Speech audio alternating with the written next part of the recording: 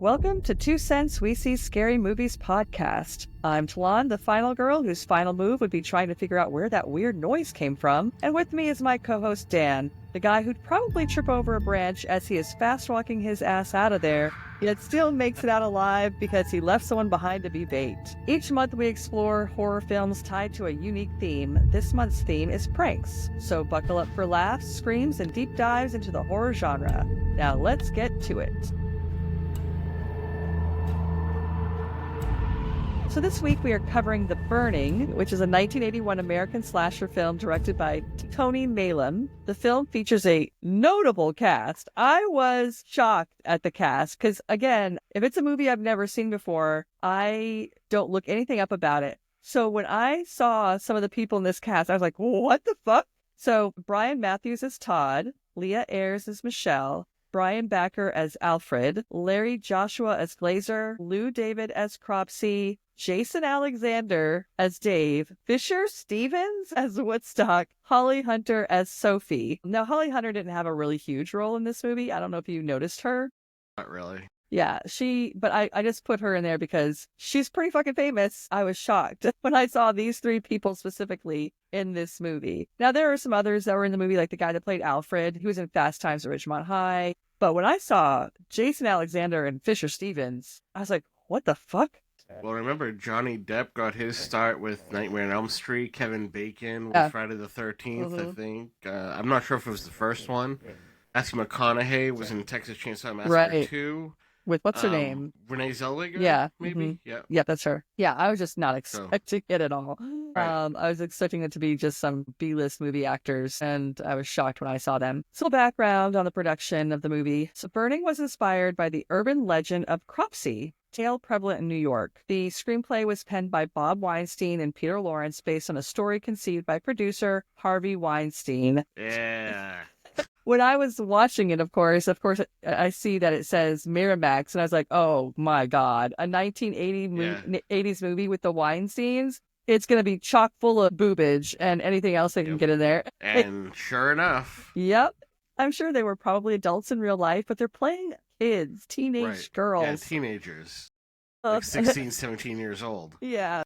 Creepy. Okay, so the film was shot in the late summer of 1980. Filming locations included Buffalo and North Tonawanda, New York, utilizing existing summer camps to maintain authenticity and reduce costs. Interestingly, the young cast wore their own clothes throughout the production, as there were no official costumes provided. And when I read this, I thought about Fisher Stevens' shirt in the first part of that movie. For the longest time, he wore that shirt with a huge, gapingly low collar. It was like somebody had stretched it out. I was like, that was his own shirt? Like, the okay. 80s were a strange time when it came to clothes. This I thought was funny and goes back to that thing we were talking about before we started recording. The special effects were crafted by renowned makeup artist Tom Savini, who chose to work on The Burning over Friday the 13th Part 2 due to his preference for the former's storyline. So he had worked on Friday the 13th, the first movie, but he preferred The Burning storyline over the Friday the 13th Part 2 storyline because he thought the premise of Friday the 13th Part 2 was illogical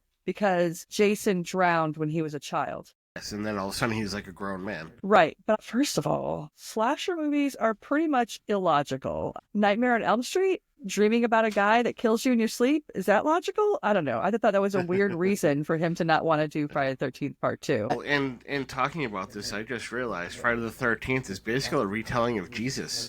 Because you got baby Jesus, and then like he grows up a little bit. Then you don't hear about him at all until he's in his 30s. And then he's killing people because they're having sex. Right? Jason is Jesus. But it was his mom. So was it Mary? Oh boy, the first one was Mary. Okay, so The Burning premiered on May 8th, 1981, during the height of the slasher film craze. Despite the initial mixed reviews, the film has since gained a cult following, appreciated for its intense kills and contribution to the...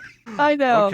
Okay. And contribution to the slasher genre. I don't know about the intense kills part, mainly because it was so dark in parts of the movie. I couldn't see shit, but...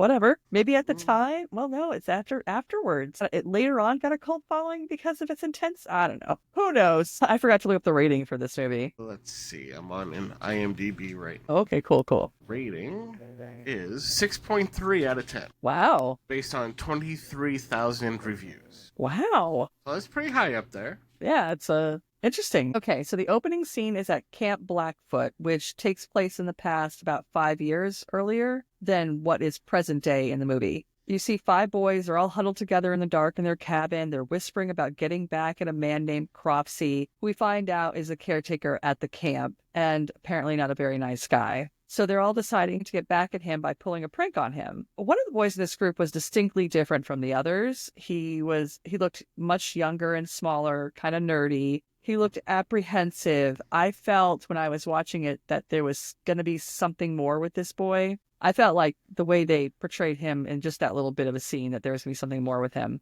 So the boys head over to the caretaker's cabin with their prank supplies, and one of the boys sneaks into the cabin, sets up the prank, while the other boys go around to the side of the cabin where they can look in the window and watch. And of course, it's the middle of the night, so obviously Cropsey is sleeping, and the boy places the prank up on some kind of table next to his bed, and then leaves and goes outside and joins the other boys to look in the window to watch and see what happens when Cropsey wakes up. The part that I thought was fantastic about that was the jump scare when Cropsey jumps up and they have to throw that little keyboard jarring noise to make Oh, I the must jump. have missed that. It's funny you bring up jump scares, so I bring that up later. The boys start banging on the window and make noise so that Cropsey wakes up.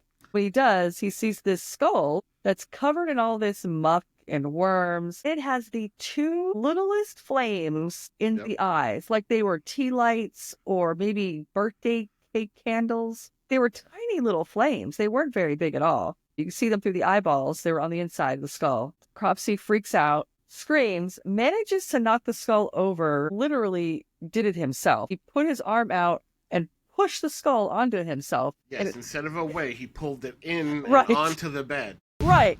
And he immediately just starts going up in flames. Like he had some sort of accelerant on his body already. He just whoosh from these 2 little itty bitty candles. He jumps up from his bed, and naturally, of course, like anybody would, there is a whole huge ass can of gasoline right beside. Right. Yes, a calamity of errors takes place. I have my can of gasoline by my bed. You never know. Right. Well, that's what I'm thinking. I guess maybe as the caretaker, he just keeps all of his stuff that he needs to take care of things right there by his bed in his bedroom. Right. Because you never want to walk too far to get to what you want. No, not at all. No, you need to have it there. It's right there. So he kicks it, knocks it over, which of course then it's the accelerant that he really needs now to make his whole body and his cabin just completely engulfed in flames. Cropsey manages to open the door, go outside, flailing around. The boys are over hiding behind a tree, and he rolls down a hill and ends up in the water. All the boys are kind of freaking out a little bit, and they take off and run back to their cabin. Obviously, they did not expect all of this to happen. I mean, I wouldn't either from 2 teeny tiny little flames. Now, we come to these next 2 scenes, which I don't know why these next 2 scenes are in this movie, except to maybe add to the length of the movie, because it's probably maybe about 15 minutes or so, but I felt they were completely unnecessary. The next scene is the hospital at St. Catherine's Hospital. Yes. Yeah. It's about a week later, and these 2 guys get off an elevator. One looks like he's a doctor. The other one looks like he might be an orderly, maybe a nurse. I'm not really sure. So these guys, they get off the elevator, and the one guy that I thought was the orderly is asking the other guy how long he's been working there. The guy's like, oh, I just started Sunday, so he's brand new. The other guy's like, wait till you see what I have to show you, because you've never seen anything like this before. You've never seen like this before. It'll age you. So he takes him to Cropsey's room, where Cropsey's in a tent, and because he's a burn victim, I'm surprised, and maybe back at this time, this was not something they did, but whenever I think of people being in the burn unit, and they have horrible full body burns, anyone that would go into that room would be in head to toe protective gear to protect that patient from getting any kind of illness or disease or infection. Nope. These guys just in their regular clothes. And this guy's burned, like super burned. Remember, this was the time when you could actually smoke in hospitals. True. True. Surprised it didn't light up while they were in there. So the orderly guy. He's walks over to the tent. He's telling the other guy who's really hesitant, doesn't seem to really want to come in there. He's like, come on in, come on, you've got to see this, you've got to see this. And he pulls back the tent and he looks in and he makes a face, and because it looks horrible. And then, of course, even though he's seen it already. Right. And then, of course, as he's looking back at the other guy, telling him, come over here, you've got to see this, an arm comes out and grabs his arm. And this is somewhat ridiculous. Cropsey grabs the guy's arm. The guy starts screaming in terror and has this look on his face of terror-ish. Like he didn't look fully terrified, but I think he was supposed to be terrified. Yeah. I'm like, it's just like a long scream. Right. And his face just kind of stayed the same. But I'm thinking, I don't understand why this guy is screaming in terror, because it's just some guy. It's not as though it's some crazy weird monster or some mythical being or whatever. It's just some guy who's burnt. Why are you screaming in terror like that? It's just because he grabbed you? He's not. I don't know. It was just I thought it was weird. Well, maybe it was the makeup on the guy's arm, because Tom Savini did say that he wasn't too keen on the makeup effects of the burnt arm. He's like, right? He was right. This is awful. The scene goes, it's 5 years later, and he's getting ready to leave the hospital. Somebody's wheeling him out in a wheelchair. This scene I can kind of understand, because as they're wheeling him out, you can hear all these people talking to him and telling him, you're getting out of the hospital, and we did everything we could. Not all the skin grafts took, but it was the best that we could do. And you need to stop holding on to this anger and stop being so mad at these kids, because it was an accident. You need to forgive them. They didn't mean to do it. They're basically, in this scene, kind of setting up the fact this guy is still pissed off after 5 years and wants revenge. They specifically tell him, don't seek revenge. I kind of get that part being in there. But then the next scene, you see it from his point of view, and he's walking down the trashy streets. There's porn movies and prostitutes and all stuff going on. And he picks up this woman and follows her back to her place. She's a sex worker. Oh, I did have something here where I wrote, back at the hospital, they keep telling him that eventually he'll be able to adjust to a normal life again. And I thought, I don't know how much of a normal life this guy had before this, because I mean, he was in a cabin. He was in a cabin working with a bunch of kids that were probably annoying, and he was already kind of creepy looking anyway. I mean, that little bit that you could see of him, he was a little creepy looking. So I don't know if he's ever had a normal life. But anyway, so the next scene, like I said, not only is he walking down the streets and he gets this sex worker, but he's also now wearing head to toe black everything. He's got a long black trench coat, a big black maybe fedora, and this is what he wears throughout the rest of the movie. So he picks up this sex worker and they go to her place. They go inside. They make a point of her turning on the lights. He then turns them off immediately. She's all about, oh, you must like low-key lighting, huh? And like he's trying to... And you're paying for it, so whatever. Right. She's really chatty, talking about all these other guys that she's been with and all the different things that they do and wear and whatever. So as she's talking and saying stuff, she does go over and turn on a table lamp, which I guess he's okay with.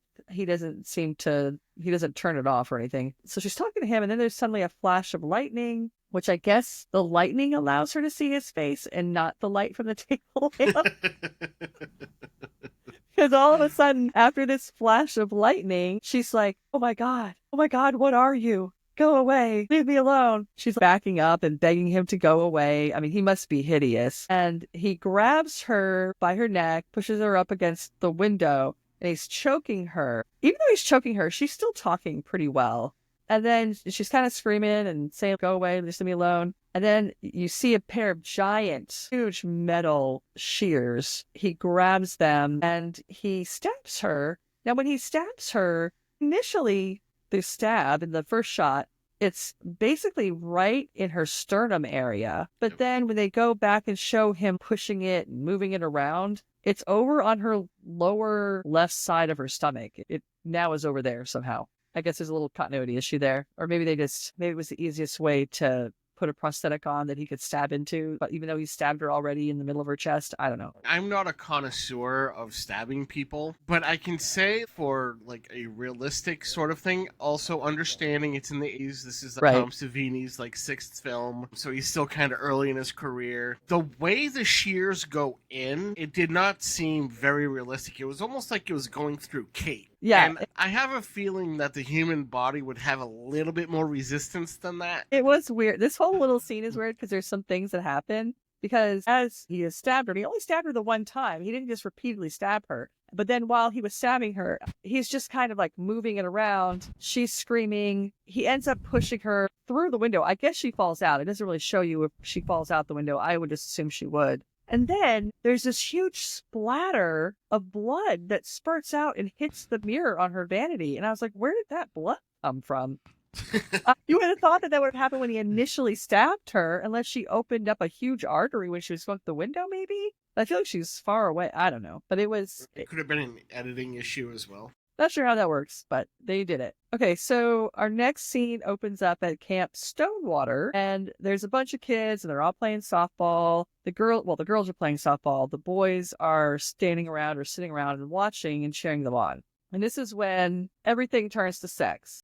Like, everything. This is also where we first see Jason Alexander, and the guy that was playing Eddie, he also is someone that, and I didn't get his name for the cast, but he's very familiar too. In fact, I see him a lot. He's on Law & Order SVU a lot. He plays a lawyer on there, but he was somebody that's also pretty famous, or at least I feel like it because I see him all the time. Eisenberg? Yeah, Eisenberg sounds correct. Yeah, it's probably Ned. You're right. But they're there, and of course they're kind of ogling this one girl. Eddie's all into this girl, Karen. She's bent over. She's wearing a bikini bottom while she's playing softball, and they're looking at her butt and talking about getting that and all that good stuff. So one of the girls hits the ball and hits it into the woods about a mile, apparently, because then this other girl, Tiger, goes running into the woods after the ball. And she's in there forever because she can't find the ball. And then you, of course, have that POV of somebody in the woods that you're looking at Tiger through the perspective of somebody in the woods, which we're assuming is Cropsey. He's slowly inching closer to her as she's looking for the ball. The other kids are like, okay, don't worry about it, Tiger. We've got another ball. Just come back. She's like, no, I'm going to find it. I'm going to find it. He's getting closer and closer. But then, of course, as he's almost right there on top of her, she finds the ball miraculously and runs back to the other kids. So, crisis averted. He's not able to start enacting his revenge yet, and Tiger gets away. At that point, did he raise the shears yet? No, I don't remember seeing the shears at that point, but you just see he was getting closer to her. Then when she got the ball, she ran off. So in the next scene, all the kids are in the dining hall, and there's a table of girls, and they're all talking and goofing and laughing. But two girls, one is Karen, who Eddie was all into talking to Jason Alexander's character. Jason Alexander plays Dave, and about looking at her butt and all that. So Eddie's really into her, and she's not necessarily into him, but sometimes she is. And she's telling this to Michelle, who is a camp counselor. And she says that sometimes Eddie scares her, and that she even went to the supervisor to tell him that she didn't think she was going to go on the overnight trip that they were going to take to another island. Because later on, they end up going there for an overnight stay. It's supposed to be 3 nights, I think. They have to canoe there. So the supervisor told her, well, if things get too heavy, then you can always leave and come back to the main island. And this is important because of later on, something happens, which we'll get to, but this is basically a setup for what happens later in the movie. It gets heavy. It gets real heavy. So next morning, we open up in the girls' cabin, and Sally gets up and she walks down to the girls' showers. And of course, it looks like somebody's watching her. Feels really creepy. And then this is our first real gratuitous nudity scene. Tight shot, like Yep. filming from the bottom just slightly so you can see both her boobs Right. and her face, and she's looking away, to the noise, but you can still see her boobs. It's still like all tight right there. Right, of course. And she's like a teenage girl. So it's just weird. It's so weird. Because again, I know we discussed this last time, but back when I was a kid, if I had watched this movie, I would not have thought it was weird. It wouldn't have even dawned on me back in the 80s. Well, a little side note, I saw this College Humor skit talking about kids in the 80s watching Police Academy and all that. A lot of those comedies and the sexual jokes, they were all based around some sort of sexual assault or rape. Yeah, it is. Looking back on it as a kid and like younger, it was all funny, but looking back on it now, it's like not that funny. It's so weird now. Because it's all forced. Yeah, it's so strange now. But as a kid, because I watched so many movies, horror movies, comedies, and all of them were like that. So weird. So then she's taking her shower. Harvey Weinstein is all up in it. Next thing you know, there's this loud scream. And back at the cabin, you see one of the other camp counselors, which is Michelle. She's up and getting everybody else up. And when she hears the scream, she goes running out to the showers. When she gets down to where Sally is, she runs into this boy, Alfred, who is kind of this loner, geeky member of the camp. Although he does have friends because he hangs out with Dave and Woodstock, who's played by Fisher Stevens, and Fish, who's this other guy. They're all bunkmates in the same cabin, and he hangs out with them in the whole movie. He's running out, and she sees him, and she goes in to see Sally. She's all of a sudden crying. And she says that Alfred was in there looking at her. Then as Alfred's running away, he gets stopped by another camp counselor, Todd, and then Eddie's with Todd, and they grab him and take him back over the showers. So here you have Michelle and Sally, and then the guys. And Michelle starts yelling at Alfred, saying that he's sick and disgusting, that it's weird and creepy. And then they ask him why he was doing it, and he said he was just trying to scare her. And Michelle's like, well, she's scared. And then they send Sally up to the cabin, and then Todd takes Alfred back to his cabin. So, of course, Todd jumps on him about what was going on and what he was doing and what was he thinking. Alfred said he was just trying to scare her. And then Ted's like, well, that's not going to fly, basically. I mean, if you had to talk to the supervisor or Glazer, and Glazer is a guy that likes Sally. And he's kind of the bully, I guess, of the bunch. And Sally kind of sort of likes him back, but again, doesn't always like him back. All the girls on here, they like them, they don't like them. And then Alfred goes on to say that it's not just Glazer or the supervisor, it's everybody. Everybody picks on him and makes fun of him and treats him badly. He says he doesn't have any friends, although, again, he does hang out with 4 other guys throughout the whole movie. He says that he didn't really want to be there at the camp anyway, that it's like being in the army where everybody's telling him what to do. So Todd tries to make him feel a little better and say, hey, back when I was in camp 5 years ago, I didn't only get bawled out by the supervisor, I was sent home. And Alfred was like, really? You were? And he's like, yeah. So he said, you're not here by yourself. If you ever need anything that's going on, just come to me and talk to me. I'll do my best to take care of it. And the next scene, we go to the girls' cabin. Now, the girls are all, some of them are sitting around, one's drying her hair, but they're all getting ready. But they're talking and they're smoking. They're smoking this, they're all sharing this one cigarette. And Tiger, who is probably what? Tiger might be 11, 12. Yeah. She's a little kid. And she's smoking a cigarette. I'm like, what the heck? And then they're passing this cigarette around. And it's funny because I guess this was just the way it was in the 80s. It's funny how at this camp, nobody cares about all the fucking that they're doing. They almost encourage it in some ways. Like they're encouraging each other to hook up. Like, okay. And of course, smoking cigarettes, any of it. It's like, it's just weird that this is all going on. I mean, it's like this, it's a big orgy camp with smoking. It's just weird. So in the next scene, we're outside another cabin. I think it's Todd's cabin. There's a guy standing up against a pole, and it's Glazer, the guy that likes Sally. And he's, of course, pissed because he found out what Alfred did. So when Alfred leaves Todd's cabin, Glazer confronts him, and of course, threatens to kick his ass if he so much as looks at his girl. Then Todd interrupts them, stops Glazer from manhandling Alfred. Alfred walks off. Todd threatens Glazer, threatens to kick his ass if he gives any of the kids at the camp any problems. These kids, I don't know. Do you think Glazer was also a camp counselor? Because he looked older. I honestly couldn't tell the difference between the camp counselors and the kids.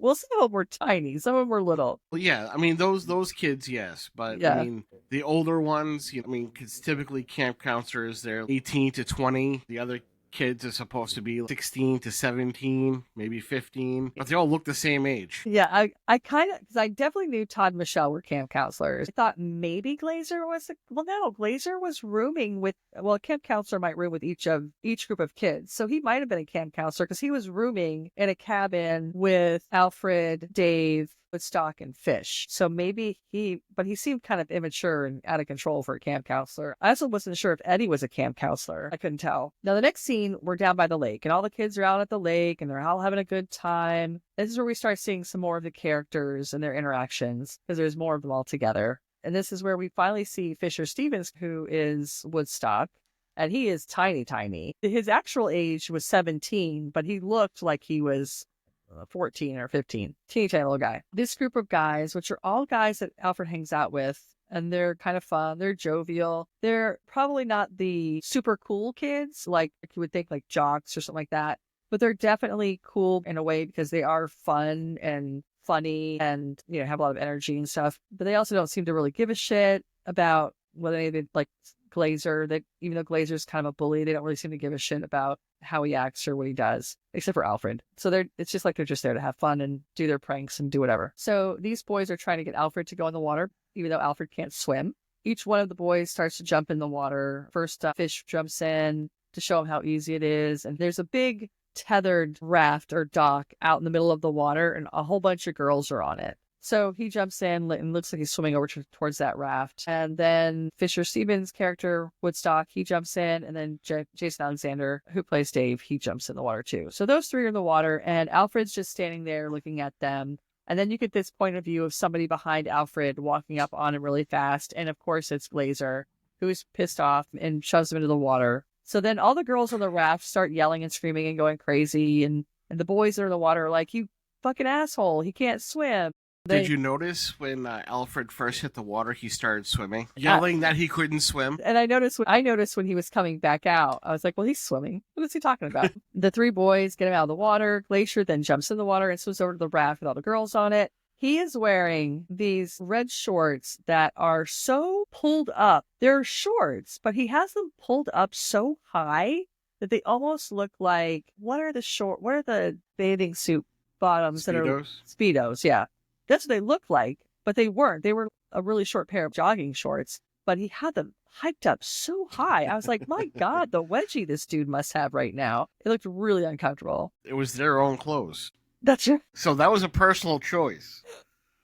And he's pulling them up, like pulling them and I was like, dude, stop. You're making me uncomfortable.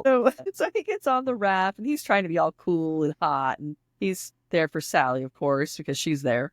He asks Sally if she wants to go swimming with him, and she says, no, I don't want to get my hair wet. How did these girls get over this floating raft without getting their hair wet? Because they all had perfect hair. I don't know if there was a boat. I didn't see a boat that they got over to that raft on, but they were all dry and their hair was perfect. And they were on this raft in the middle of the water. I don't know how they got there without getting their hair wet. But again, movie magic. Now, the boys that are with Alfred, they're over on the dock that they started off on.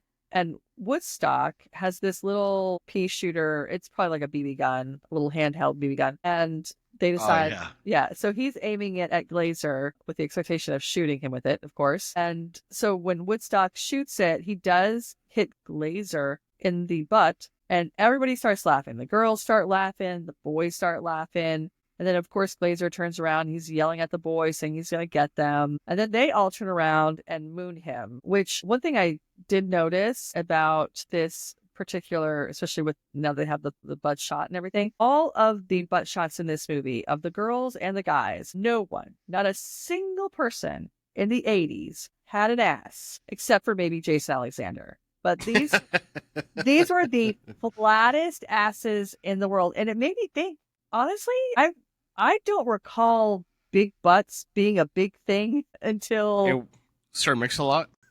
But, especially us white girls, we were like, what was it? Flat as a board. What was it saying? Flat as a board. Stiff as a board, light as a feather. No, flat as a board, easy to nail. That's the one I'm thinking of. Oh, I was thinking of The Craft. Yeah, you're thinking of that where you pick people up with your fingers, like you have a bunch of people. Yeah. And you're into witchery. I'm talking about sex. Okay. Right, there you go. But yeah, nobody had an ass. They were all very flat-assed, except for Jason Alexander. It's later on in the evening. We're back at the boys' cabin. You've got Alfred, Woodstock, Fish, Dave, and Glazer. Dave is the one that, I guess, hooks everybody up with some shit. He has a book bag full of stuff. And so you have Woodstock and Fish playing cards and smoking cigars. And Alfred is on his bunk, and Glazer's on his bunk. Dave brings in a bunch of porno mags, Playboy and Hustler, and then he also has a whole bunch of condoms for Glazer, who is upset about these condoms because they're not lubed.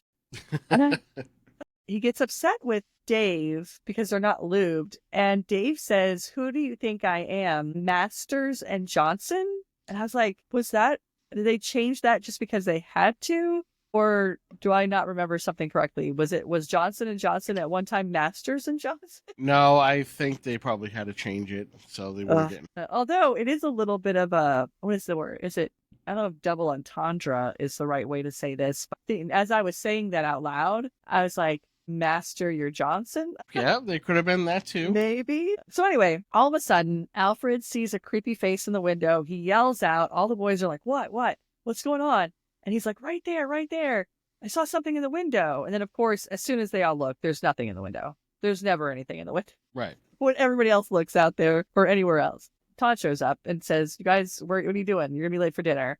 And so then they all leave to the dining hall. So now the boys go to the dining hall. They make this grand entrance. They're all being funny or whatever. They sit down, and then Woodstock asks them if any of them have his vitamin E. Like, why would any of these kids have his vitamin E?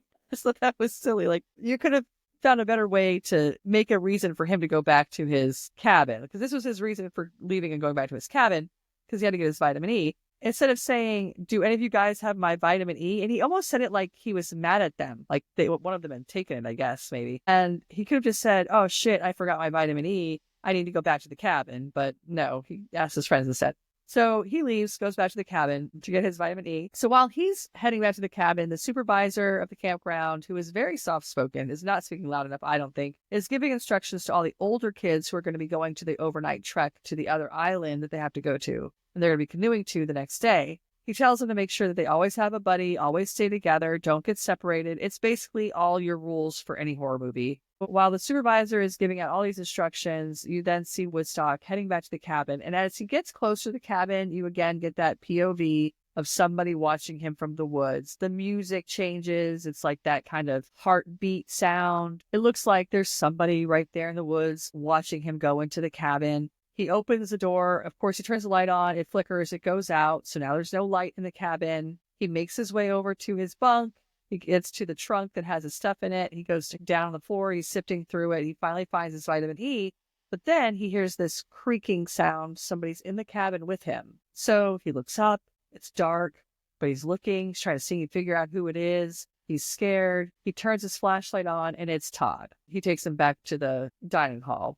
And when they leave the cabin to head back to the dining hall, again, you could see that somebody's watching them from the woods. And it has the creepy music and all that stuff. After the dining hall scene, it's the next morning. All the kids that are going to the island are in their canoes. They travel down, having a good old time. They're splashing each other, and one of the canoes kind of sinks as they're making their way to the island. They finally get to the island, and the next scene shows them, and it's dark, it's nighttime, and they're all around a campfire, and Todd is telling this campfire story, which is actually the story of Cropsey, but he's treating it like it's a folklore campfire story. And it's about Camp Blackfoot and all the stuff that happened there in Cropsey, and how the entire campground burned down and there's nothing there now but scattered ruins, and that this old caretaker Cropsey, who was an evil bastard, he was always drunk. He goes on to tell them that he was a real sadist. He got a thrill out of scaring kids, and that he had these big garden shears. And basically the rest of the story just goes on to tell the story as it actually happened,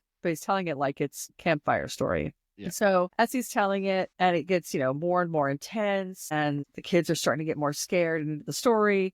And he says that when he stumbled out and he fell into the lake, he yelled out, "I'll return. I'll have my revenge." And then no one ever saw him again. No one found his body. And they say that he's still alive out there somewhere, living off of whatever he can catch, eating it raw and alive, that he's not even human anymore. So as he's getting to this climactic end of the story, and he's telling them, don't look at him, he'll see you, which is okay, yeah. Yeah. Don't. I mean, he's not wrong. Right. Don't breathe, he'll hear you, don't move, all this stuff. And then as he's telling this, you can start to see that there's somebody coming up behind a couple of the kids. Then you see this big shiny knife. Just as Todd gets to the most climactic part, Cropsey jumps out in between all the kids and goes over and attacks Todd. Todd gets him in this hold, and all the kids are screaming. And then Todd rips off the mask, and it was just a prank. It was Eddie under the mask dressed up like Cropsey to scare the kids. In the next scene, now we have Eddie and Karen, and they're walking through the woods towards a body of water. Now remember, Eddie is really into Karen. Karen's not certain if she's into Eddie. She is, but she isn't. Yeah, right. She is, but isn't, and then she is, but not really. Yeah, it's very, very, very much back and forth. So they're walking through the woods towards a body of water. It's on the other side of the island, I guess. And of course, he's been trying to get in Karen's pants the whole time. They've been at camp, and she's just kind of been yes or no, yes and no, yes and no. So he's trying to convince her to go skinny dipping, and she's hesitant at first, but he promises he's not going to do anything. So he strips down, gets in the water. She finally decides, well, at first she kind of walked away, and then she decided that she was going to go ahead and get in. So she takes off all her clothes. And this is another scene where it's really dark. Really dark. And the only thing that you can see Right.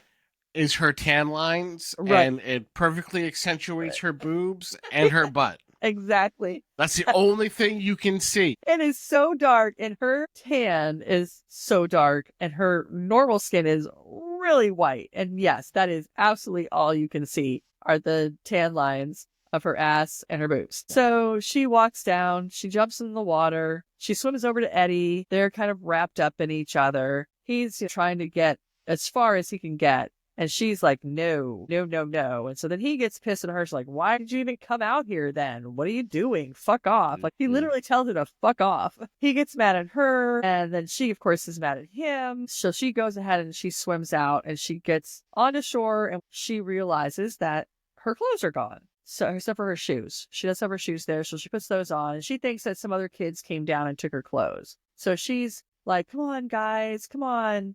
Don't do this. I need my clothes. What are you doing? So she's walking along. And then again, you can get that POV where you can see somebody's watching and the music gets creepy and weird. And Eddie's still out in the water. He doesn't realize, I guess, at all what's going on. I guess he can't hear her, even though she's just a few feet away.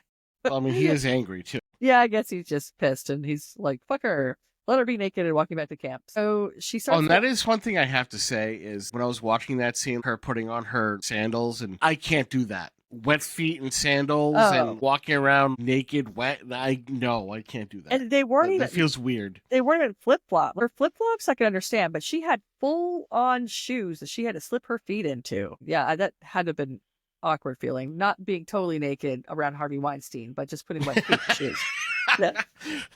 Well, I mean, this was his first movie. I mean, this is what kind of shot him into fame. So. Yeah, this gave him his start, I guess. Yeah. In many things. So she starts walking down the trail and she sees her clothes hanging in different trees. So she grabs her underwear there. She grabs those first.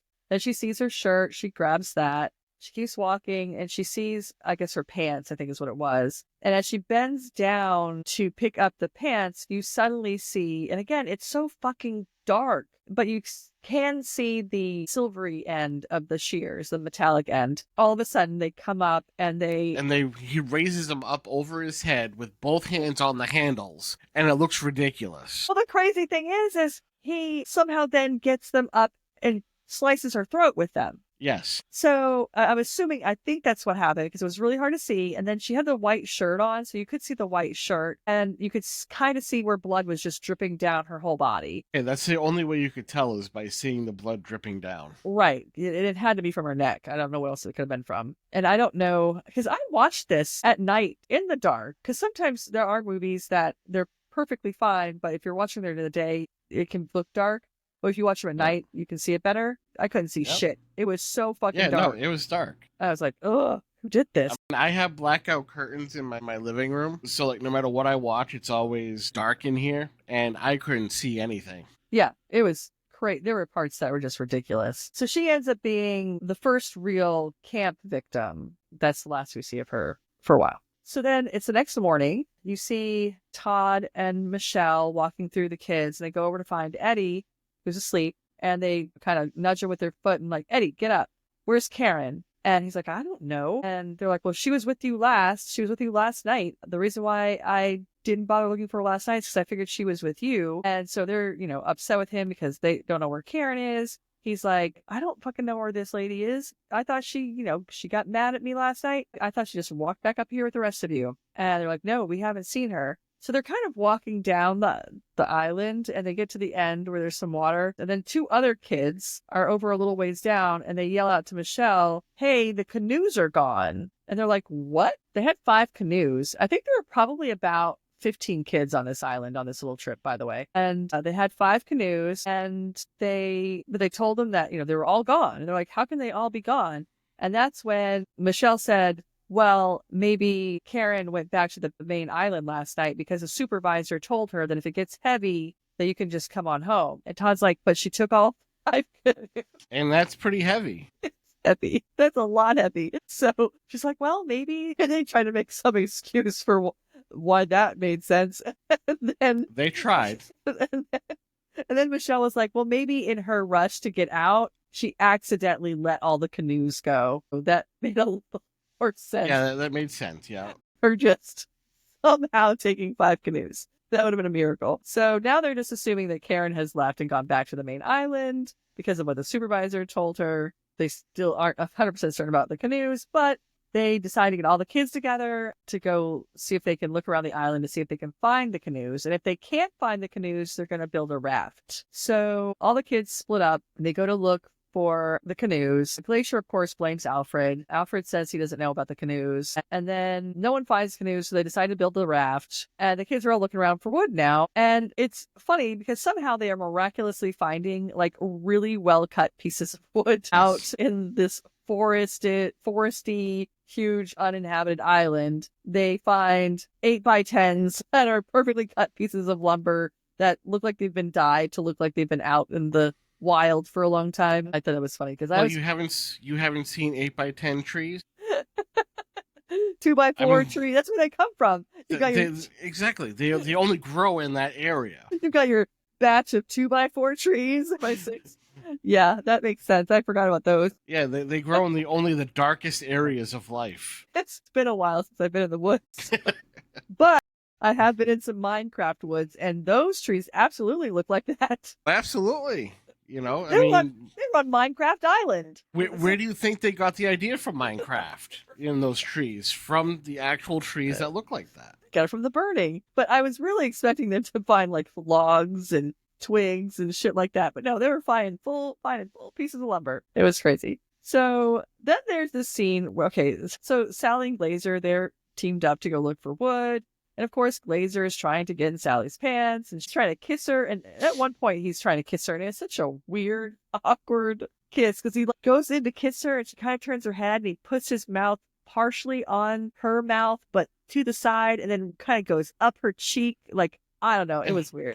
And she's completely grossed out by the whole thing. It would be too. Even if I wanted to be with the guy, it would have been weird. He's just trying to do all this stuff, kiss her. She's like, no, not now, not now. Then at another point, he's got her up against a rock. And again, it almost feels a little rapey how much they're trying to force this. And they're all like, no. And he's got her like on the rock, her legs up in the air. It was a little weird. But yeah, so he's all over her. She's like, later, we'll do this later. And promise? Yeah, she promises it's going to be later. And then the camera scans over and you see Alfred hiding behind a tree watching them. And I'm like, dude.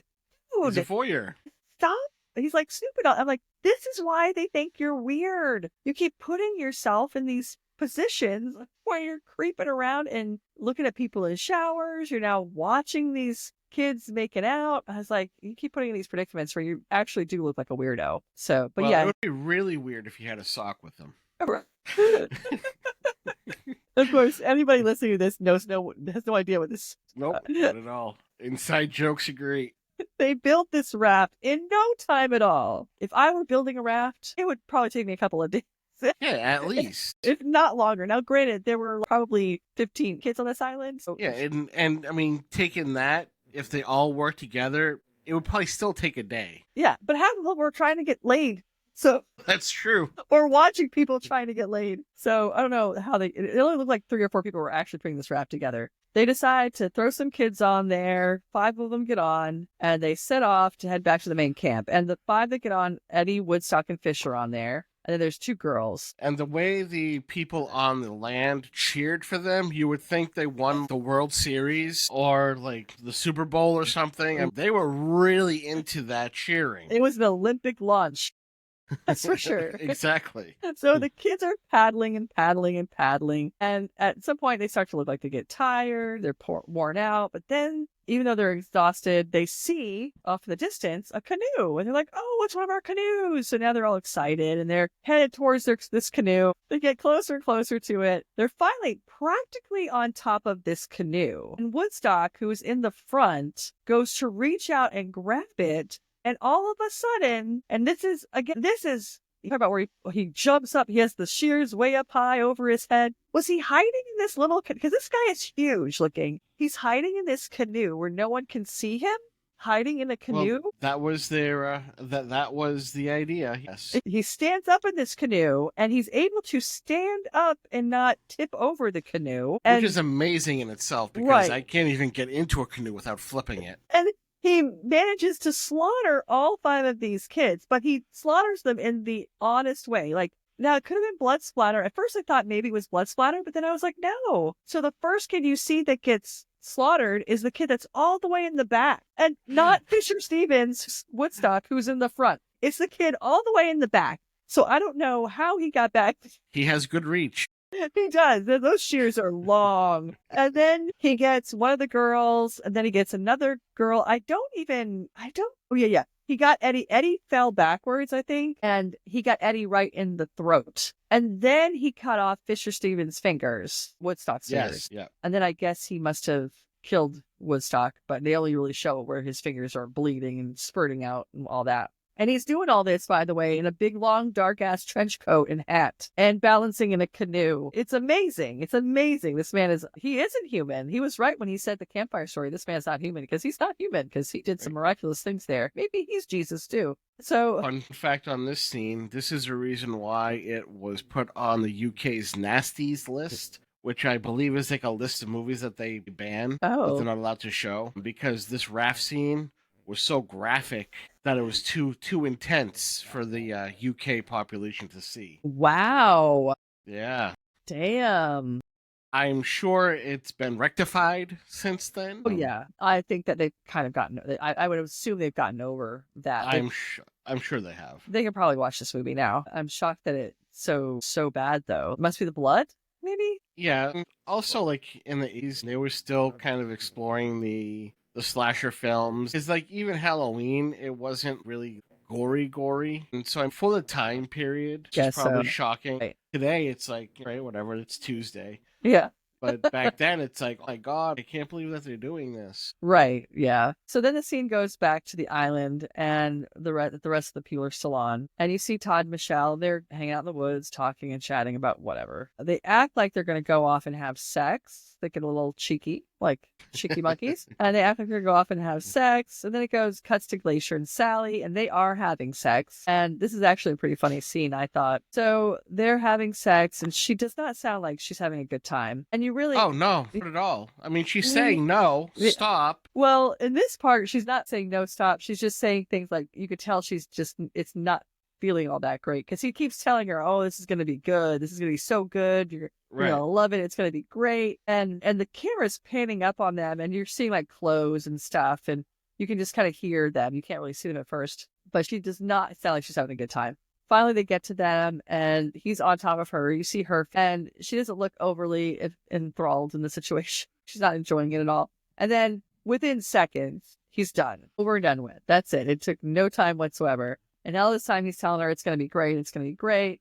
He lasts for 2 seconds. And then she says, that's all, which I thought was hilarious because I was like, that's it? And then she's like, is it really it? Is that really all? So, of course, he's thinking that she's disappointed, which I'm sure she is, but she's not.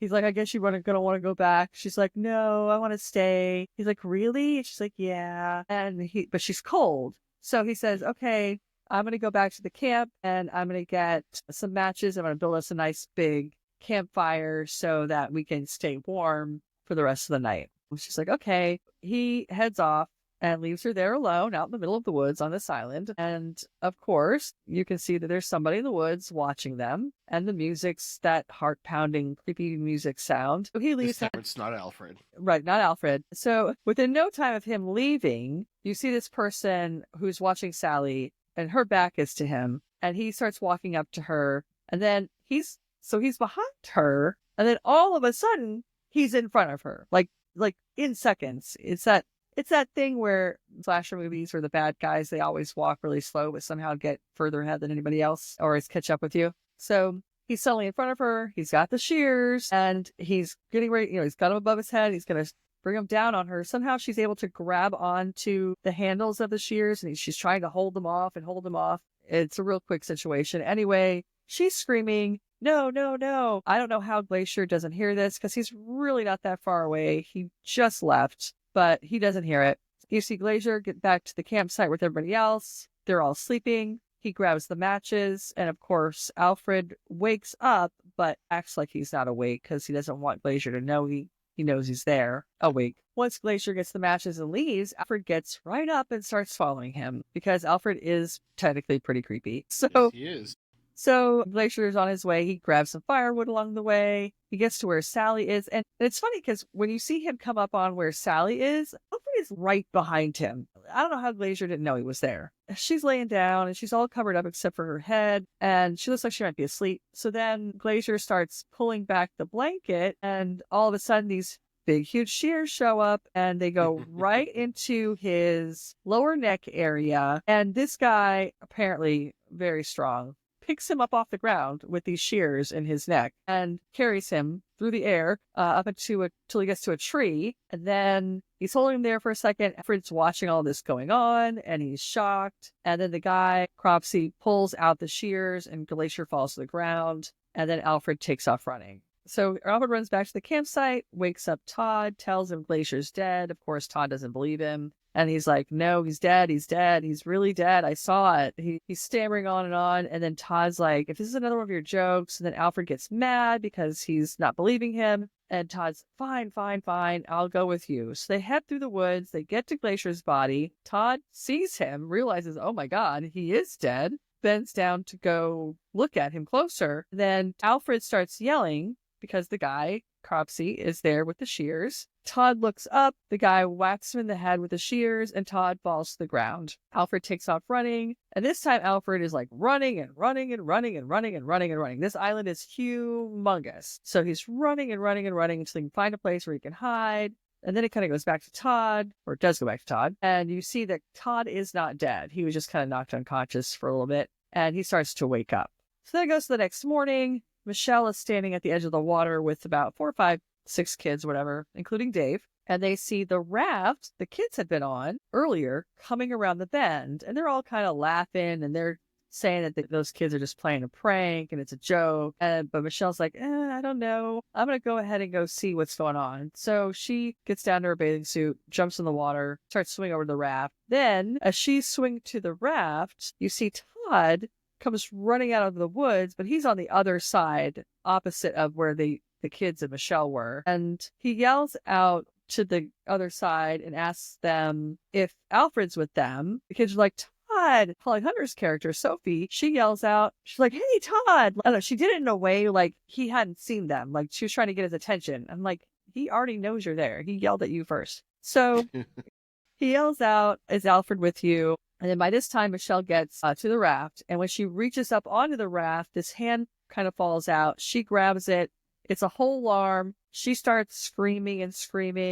And then all the kids are freaking out. And Dave decides he's going to jump in the water. And then out of nowhere, Woodstock's body pops out of the water. Now, I don't know if Woodstock maybe was caught underneath the raft, but he somehow popped up out of the water too, right next to Michelle. So she's screaming and freaking out. And next thing you know, it shows everybody together on the island and all the kids are freaking out and they're crying and they're afraid they're never going to get back to the main island and they're all going to die. Then Todd tells Michelle to get back to the main camp and get him some help.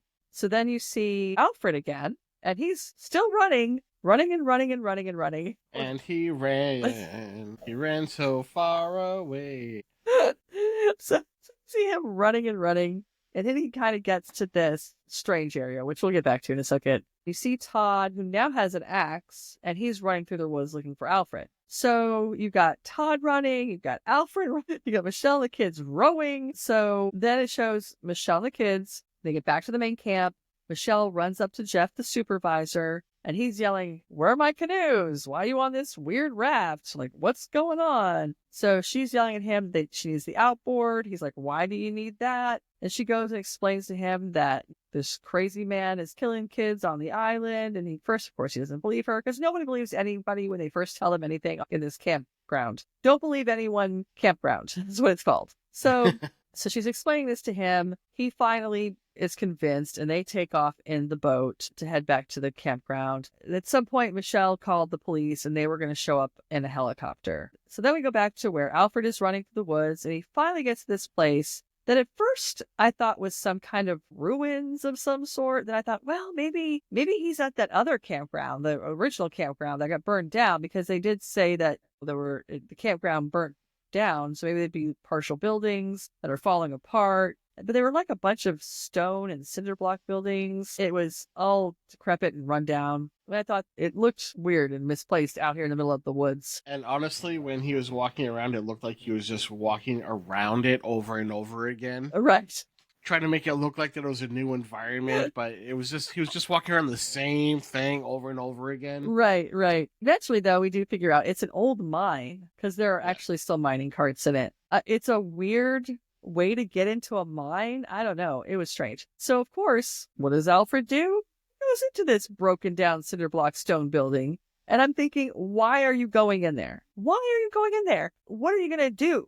How are you going to get out of there if there's somebody bad in there? Like, it drives me nuts when they do this. Like, it's like when they run upstairs. Why are you running upstairs? Why are you going in this building? Yeah, you're going to get in there. You're going to get stuck. Ugh, drives me nuts. Well, what it should have done is just kept running. Actually, I don't know why some of them didn't like run to the water and just try to swim.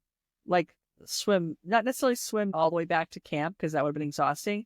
But like swim to another island maybe and try to hopefully walk away. Although, of course, you know how they are in slasher movies. They always catch up to you. Yeah, somehow Cropsey would swim over. Yeah, he'd find a way to get there miraculously. Anyway, he keeps running into the depths of this building. It looks very cavernous and labyrinth-like, the way it's laid out. It's almost like a maze, sort of. It's a very weird for a mine. I don't know. He gets in there. He's inside. He finds a place to stop for a second to take a breather. And then, of course, when he does this, an arm reaches around the corner, grabs him by the throat, pulls him in at a bit of a chokehold, and starts dragging him away. For some reason, Cropsey does not kill him instantly like he killed all the other kids instantly. I don't know why. He just grabs him and starts walking further into the building with him. And then, of course, Alfred starts yelling. He's yelling, help, help, help. And this time, Todd's close enough to hear him yelling. So Todd starts running towards the yelling. So now Cropsey puts a gag in Alfred's mouth and then takes the shears, holds out one of Alfred's arms, and puts the shears around his arm in a way that they go around the arm and lock him into the wall. He's more pinned than he is stabbed. Yeah, he's just pinned there. So, and again, I don't know why he doesn't just kill him. I realize for story's sake why he's not killing him. But if Cropsey didn't know he was in a movie, would he have done it that way? Right. Like, if it were real life, quote unquote, would Cropsey have done that?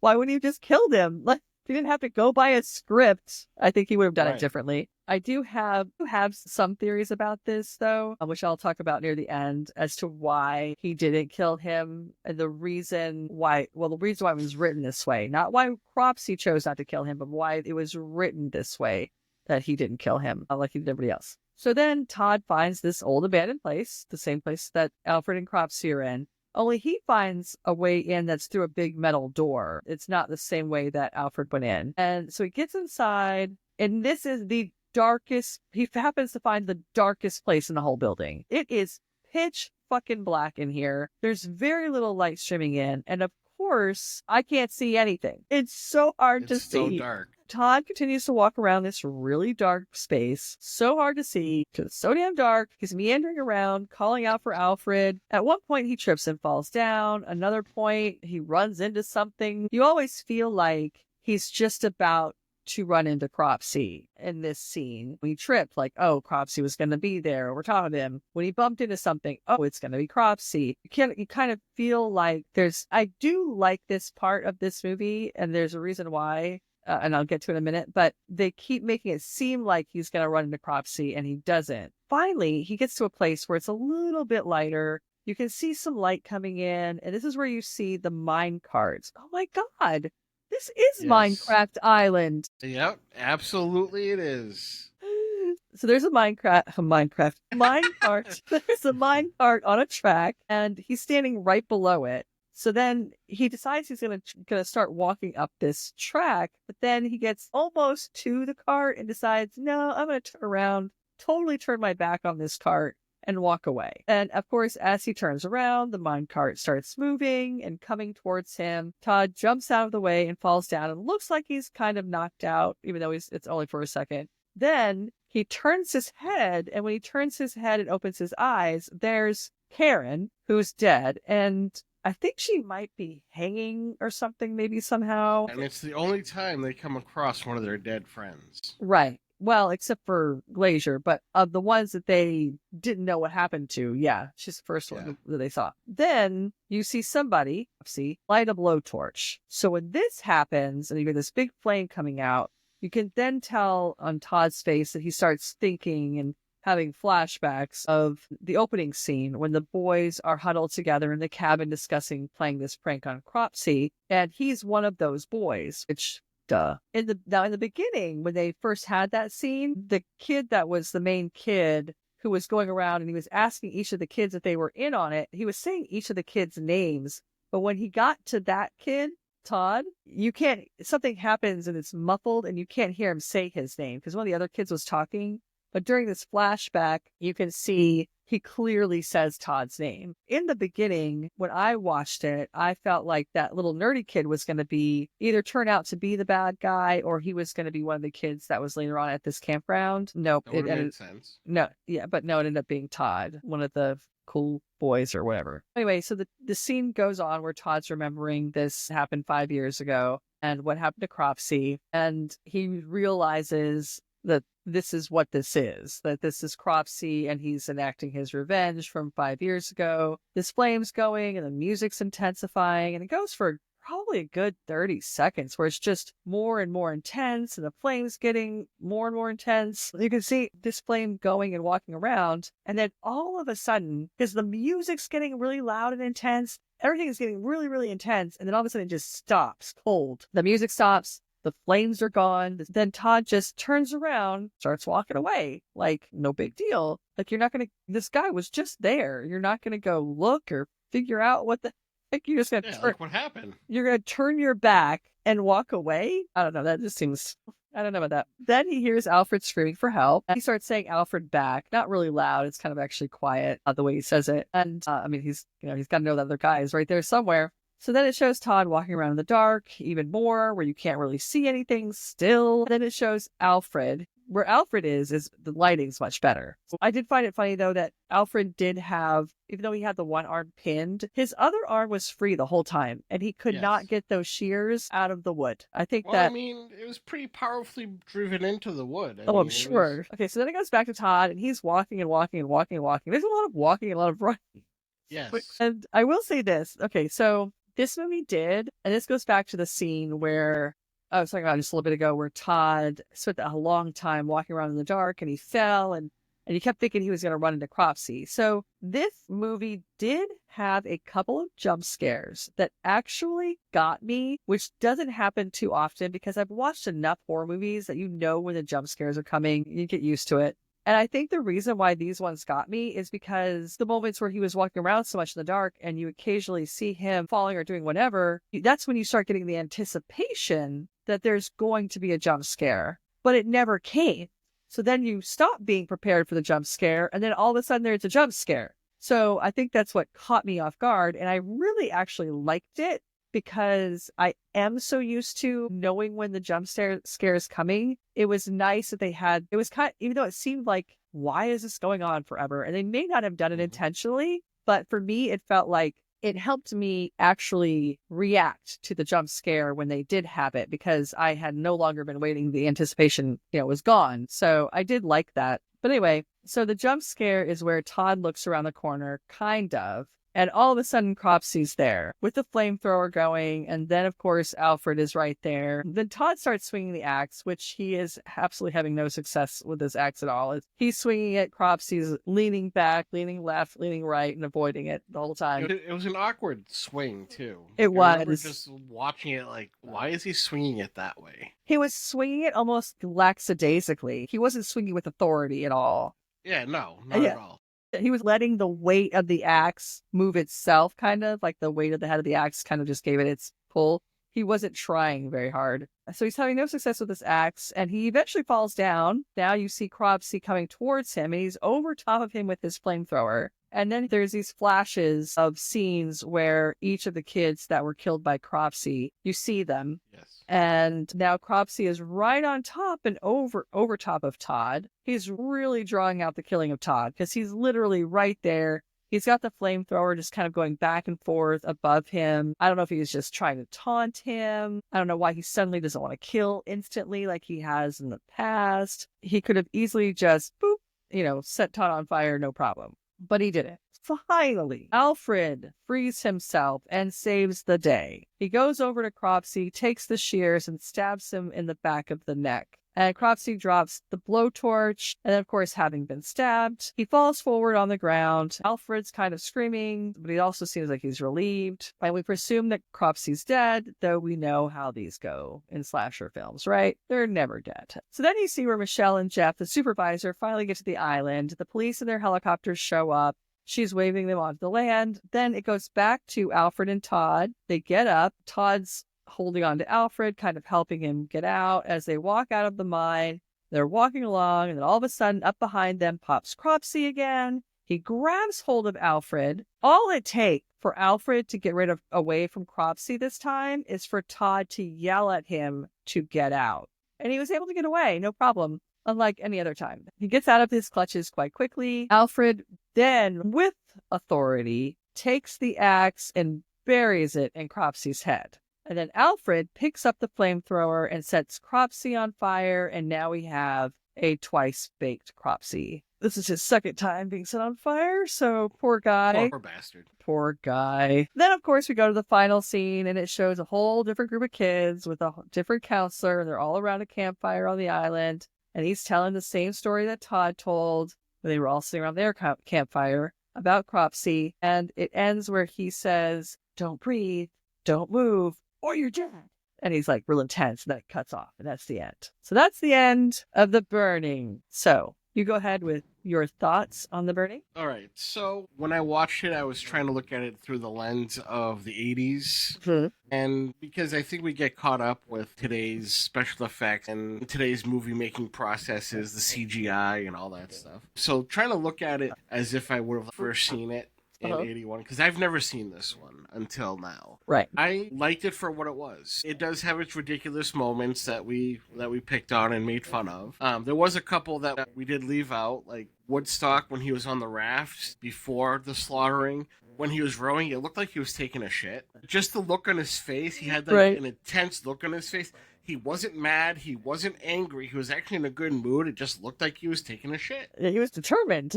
He very much was. The special effects, they, again, by today's standards, were just not right. Back then, it was just more of, hey, this is the new cool thing that we developed. And if it wasn't for those types of individuals like Tom Savini and things like that, we wouldn't have the horror movies that we have today. Right. So I give it props for that. It's just another one of those movies where it's 80s. It has its rapey vibes, as a lot of 80s movies do. Right. And it's odd to think of them that way because, again, like you said, growing up, we didn't look at it that way. It wasn't something that kind of popped up. But as we get older and we look at it, was that really okay? It's just not. Right.